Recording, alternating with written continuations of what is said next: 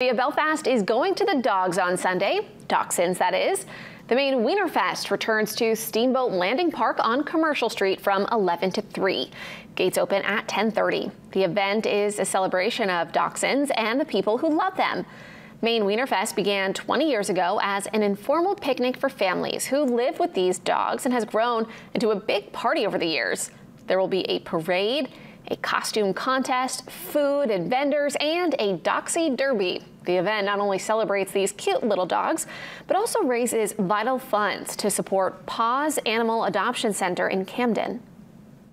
There's been a lot said recently about some of the struggles that a lot of shelters as well as emergency vet clinics are facing. And, you know, there is a really high peak in the amount of animals that need permanent homes. So we are able to be a responsible, no-kill shelter that it supports animals in every way possible. And every single fund, every dollar that we generate goes towards that mission. Admission is $5 for adults. It is free for dogs and for children under 12.